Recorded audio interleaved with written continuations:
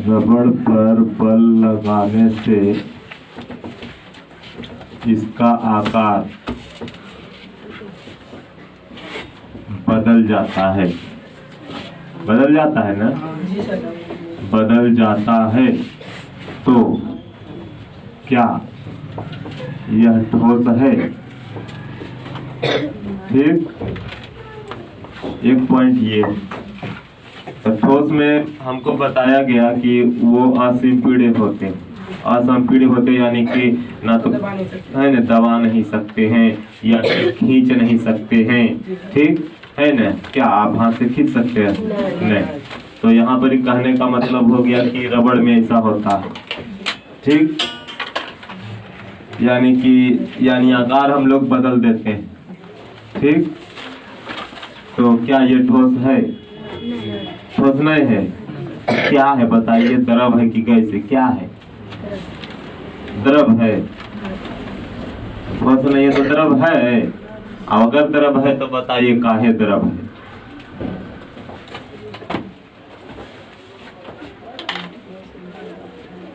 देखो, रबड़ ठोस ही है।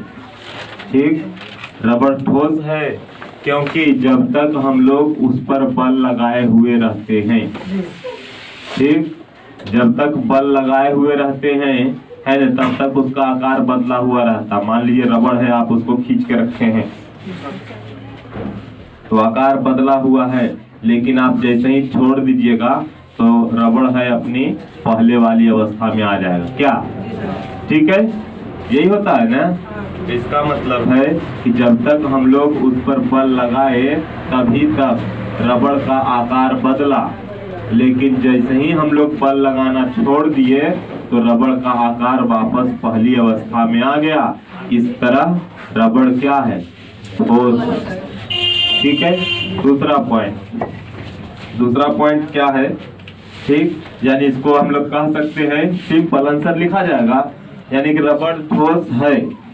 यही बोला है ना कि क्या यह ठोस है? तो बोले कि हाँ रबड़ ठोस है। काहे ठोस है? कहा कि जब तक हम लोग उस पर बल लगाए रहते हैं तभी तक आकार बदलता है, और जैसी बल लगाना छोड़ देते हैं वैसे ही रबड़ अपनी पहले वाली अवस्था में आ जाता है। कोई दिक्कत नहीं ना? चलिए अब देखिए दूसरा पॉइंट क्या कहता है। ठीक, जैसे कि मान के चलिए है ना कि नमक या चीनी को किसी बर्तन में रखने पर, नमक या चीनी को किसी बर्तन में रखने पर वह उस बर्तन का आकार ले लेते हैं। आकार ले लेते हैं। क्या ये ठोस है? बताओ तो।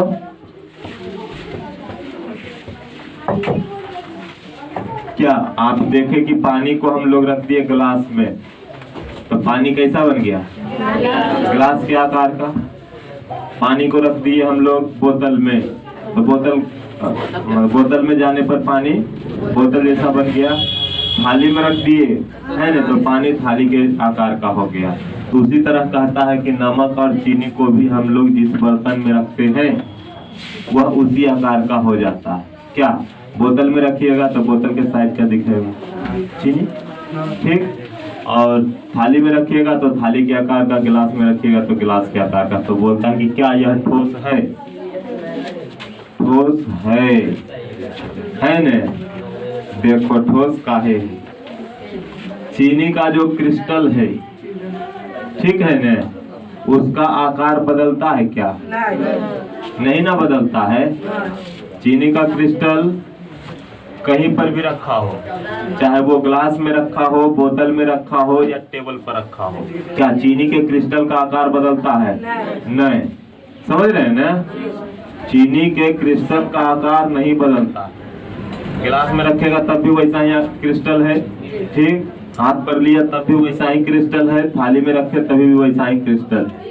ठीक, इसीलिए हम लोग कह सकते हैं, है न, कि नमक या चीनी क्या है, ठोस है। अगर हम लोग इसको विभिन्न बर्तन में रखते हैं तो लेकिन इसका क्रिस्टल का आकार नहीं बदलता, इसलिए नमक क्या है, ठोस है। ठीक, एक तीसरी बात, मान के चलिए स्पंज। स्पंज समझते हैं? स्पंज कौन वाला स्पंज? खाने वाला फोम आता है ना, गद्दा में लगा हुआ रहता है, उसको आप स्पंज कह सकते हैं। ठीक है ना, कोई दिक्कत है? नहीं। तो कहता है कि स्पंज क्या है। ठीक, स्पंज क्या है अब ये बताना, ठोस है, द्रव है, क्या कैसे बताओ तो? है? ठोस है। ठीक, अगर ठोस है तो है न स्पंज, इसका यदि ठोस है, यदि ठोस है तो इसका संपीड़न, संपीड़न समझ गया? क्यों संभव है? संपीड़न मतलब हो गया बउआ कि हम लोग दबा सकते है न, तो इसका संपीड़न क्यों संभव है, बताओ तो?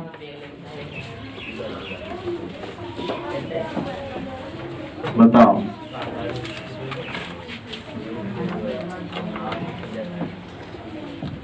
अगर ठोस है तो फिर हम लोग दबा कैसे सकते हैं? ठोस को तो नहीं दबा सकते हैं, बताओ।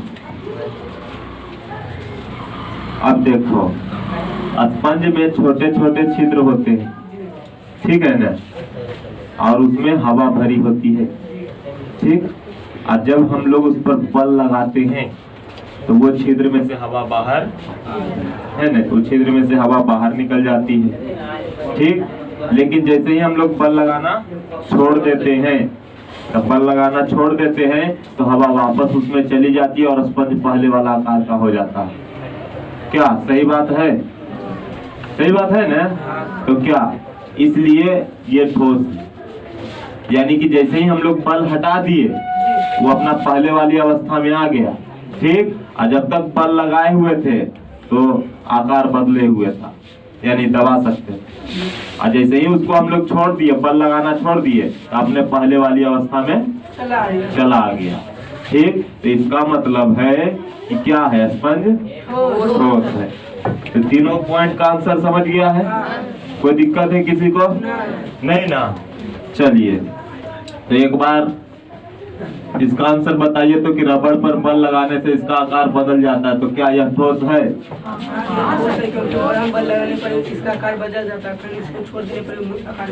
हाँ, ठोस है, ताकि बल लगाते हैं तो आकार बदल जाता है, लेकिन बल हटा लेते हैं तो पहले वाली अवस्था में आ जाता है। नमक या चीनी बर्तन में रखने पर बर्तन के आकार ले लेते हैं, क्या यह ठोस है? ठोस है क्योंकि इसका क्रिस्टल का आकार नहीं बदलता है। हाँ, इसके क्रिस्टल का आकार नहीं बदलता है न, इसीलिए ये ठोस है। ठीक, स्पंज क्या है? यह ठोस है क्योंकि इसमें स्पंज में बहुत छोटे छोटे छेद होते हैं, जिससे हवा अंदर चला जाता है, और जब हम लोग दबाते हैं तो वो हवा बाहर आ जाती है और स्पंज दब जाता है न, सफेद कर देते हैं, लेकिन जैसे ही हम लोग बल हटा देते हैं वापस से वह पहली वाली अवस्था में आ जाता है। ठीक है, तो चलिए, ये क्वेश्चन अगर समझ गए तो क्या बना सकते अपने से? चलिए बउआ, विसरण देखते हैं। विसरण किसको कहते हैं? देखो बउआ, कोई भी पदार्थ हो, ठीक, उनके कणों के बीच गतिज ऊर्जा होती है। गतिज ऊर्जा होती है, इसका मतलब क्या है कि पदार्थ के कण गति कर सकते हैं, एक स्थान से दूसरे स्थान तक जा सकते हैं, है न, ठीक, या फिर किसी दूसरे पदार्थ में घुल सकते हैं। ठीक, और यही गुण को क्या कहते हैं? विसरण, है न, यानी कि पदार्थ के कणों के गतिज ऊर्जा के कारण, पदार्थ के कणों के गतिज ऊर्जा के कारण पदार्थ के कण, पदार्थ के कण है न गति करते हैं या दूसरे पदार्थ में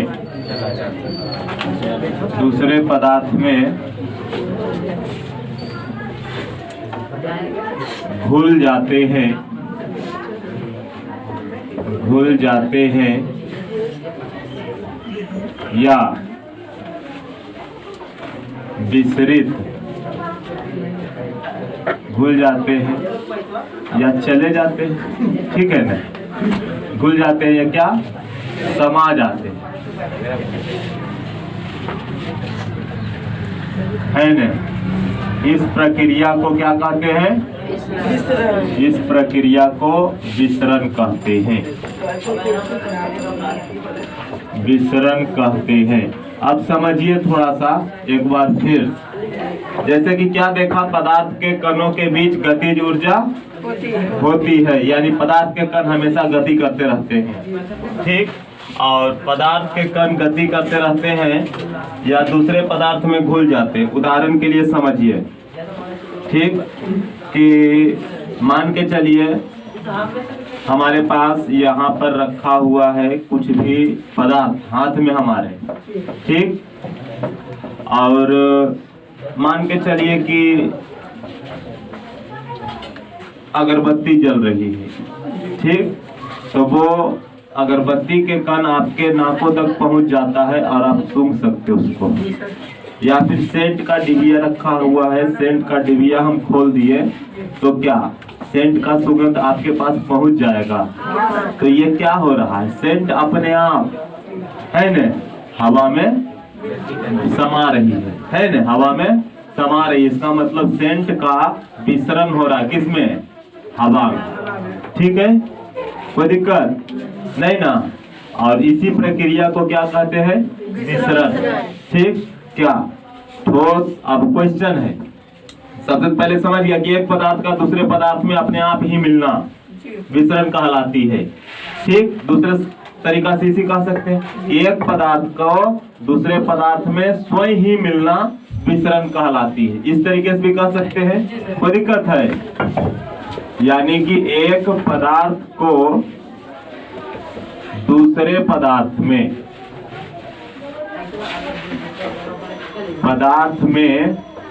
स्वयं मिलना क्या कहलाता है? विसरण कहलाता है।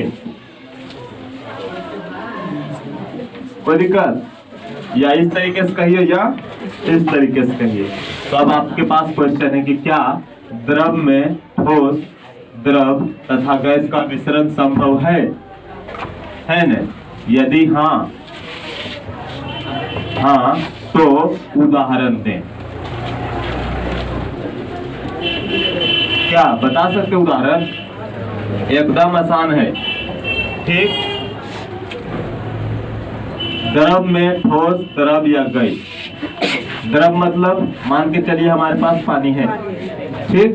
तो क्या पानी में ठोस घुलेगा, समा जाएगा?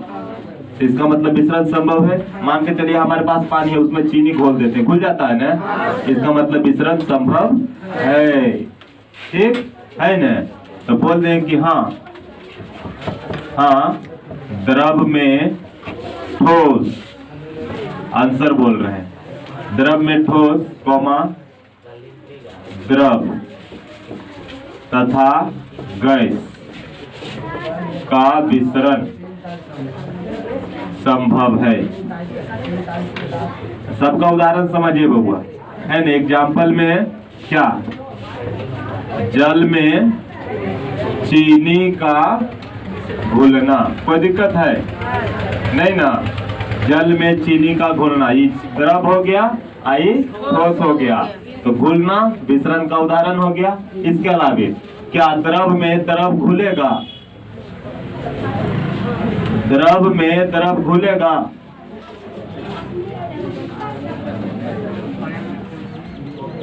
द्रव में द्रव घुलेगा? पहले ही बताओ हमको। हाँ है न। एग्जाम्पल समझिए, शराब द्रव है बउआ, उसको जल में घोल सकते हैं, तो क्या द्रव द्रव में घुल गया? तो बोल नहीं कि हाँ विसरण संभव है। एग्जाम्पल में कह सकते हैं, है न, कि शराब में किसका? शराब में जल का घुलना। ठीक। इसके अलावे क्या द्रव में गैस का विसरण संभव है? हाँ, विसरण संभव है तभी तो जल में रहने वाले जीव जंतु जल से ऑक्सीजन ग्रहण करते हैं, क्योंकि जल में घुली हुई ऑक्सीजन है, तभी तो उसमें से ऑक्सीजन ले रहे हैं। तो बोल रहे एग्जाम्पल में ही हो गया कि हाँ, बोल दो कि जलीय जीव है न, जल से